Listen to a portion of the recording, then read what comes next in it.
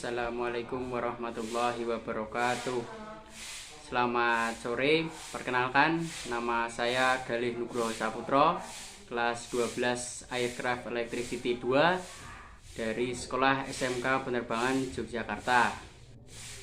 Di sini saya akan berbagi ilmu mengenai langkah produksi dalam video. Sebelumnya, alangkah baiknya jika kita berdoa terlebih dahulu. Berdoa mulai.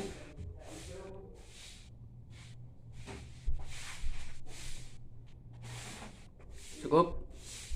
Oke, yang pertama yaitu langkah produksi video.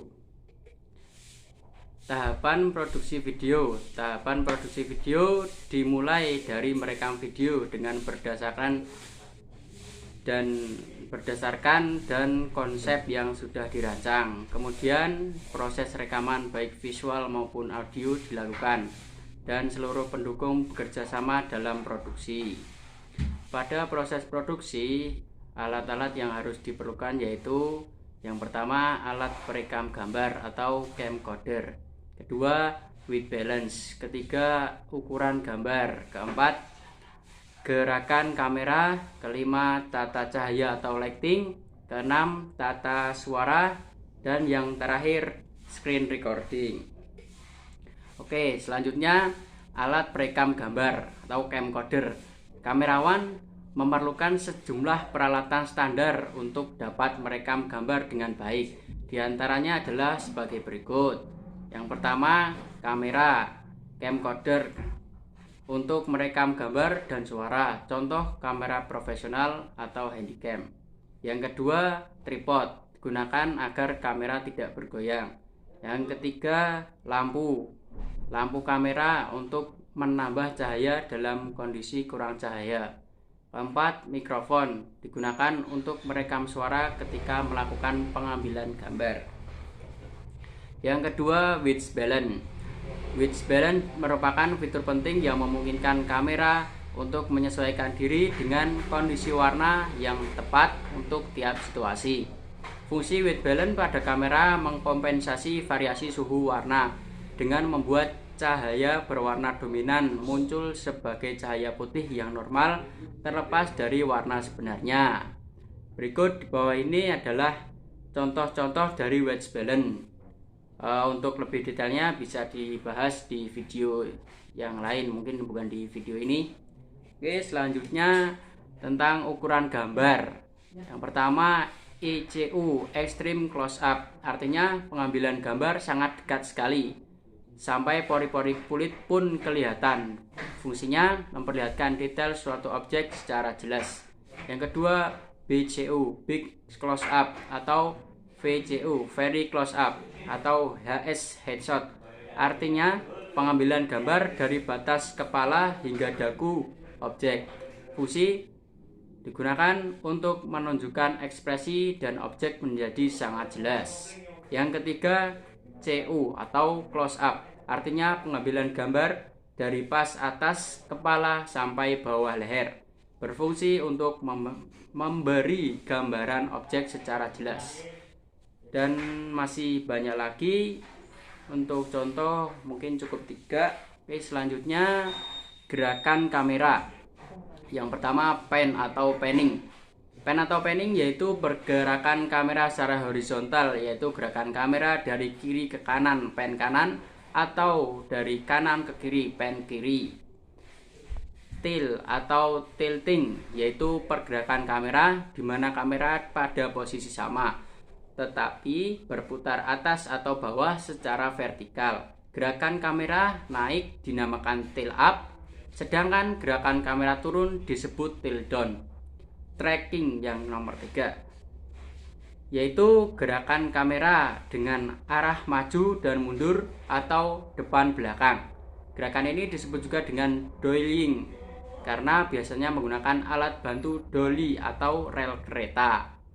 Track ini merupakan gerakan maju, sedangkan track on merupakan gerakan menjauhi objek. Jadi track in itu maju, kalau track out digunakan untuk menjauhi objek atau menjauh, atau bisa dikatakan mundur. Oke, selanjutnya tata cahaya atau lighting.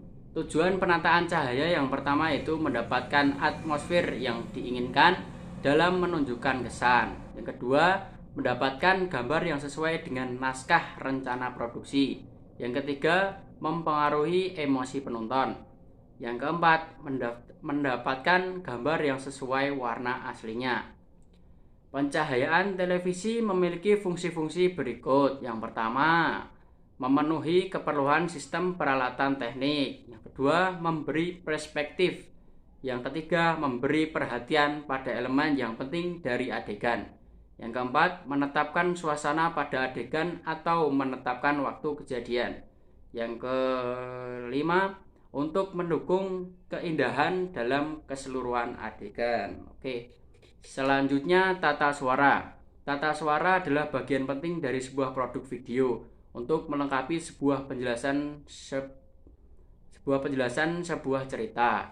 Dalam membuat presentasi video, ada kalanya selain menggunakan suara presenter sendiri, juga menggunakan suara lain dalam membacakan narasi dan video yang ditampilkan. Voice over adalah narasi tambahan yang berupa suara manusia yang membacakan sebuah cerita narasi yang berkaitan dengan video yang dibuat. Contohnya seperti ada seseorang yang diam sedang bergerak, lalu orang tersebut tidak bicara tapi ada suaranya atau ada seseorang yang berbicara, itu namanya voice over.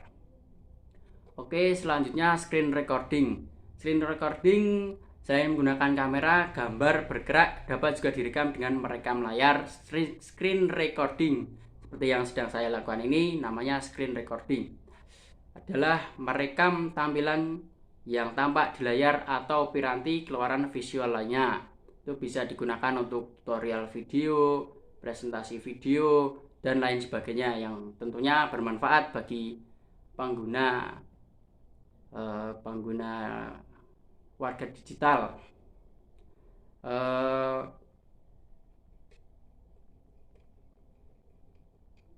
Jadi tahapan produksi video itu ada 7.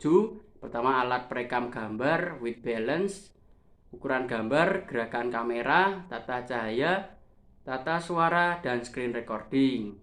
Dari masing-masing alat tersebut itu sangat berfungsi untuk jalannya produksi video. Alat perekam, white balance, ukuran gambar, gerakan kamera, tata cahaya, tata suara, itu perlu diperhatikan dengan jelas.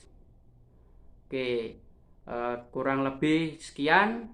Untuk lebih jelasnya lagi bisa dicari di video yang lain. Mungkin cukup sekian. Terima kasih. Kurang lebihnya mohon maaf. Wassalamualaikum warahmatullahi wabarakatuh.